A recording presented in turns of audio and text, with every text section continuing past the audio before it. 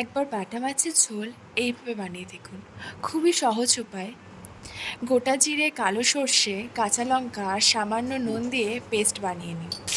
তারপর কড়াইতে তেল গরম হয়ে গেলে হলুদ নুন দিয়ে মাখিয়ে রাখা বাটা মাছগুলো লাল লাল করে ভালো করে ভেজে নিন। ভাজা হয়ে গেলে একটা পাত্রে তুলে নিন। এরপর একে একে আরও মাছগুলো ভেজে নিন। মাছগুলো আবারও লাল লাল করে ভাজা হয়ে গেলে সেই একই পাত্রে তুলে নিন।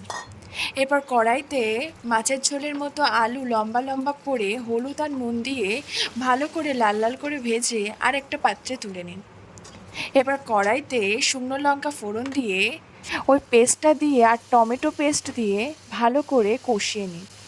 এরপর সামান্য হলুদ, নুন আর কাশ্মীরি লঙ্কার গুঁড়ো দিয়ে ভালো করে কষিয়ে 1 চা চামচ জিরে গুঁড়ো, 2 চা চামচ ধনে গুঁড়ো দিয়ে আরও খানিকক্ষণ কষে নিয়ে সামান্য জল দিয়ে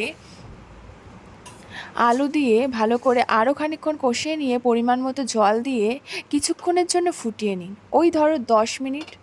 ফোটানো হয়ে গেলে মাছগুলো দিয়ে 2-3 মিনিট মতো ফুটিয়ে নিলেই তৈরি এই হালকা পাতলা গরমের দিনে বাটা মাছের ঝোল। ভালো লাগলে একটা লাইক করে চ্যানেলটা সাবস্ক্রাইব করে পাশে থাকবেন। টাটা সবাইকে।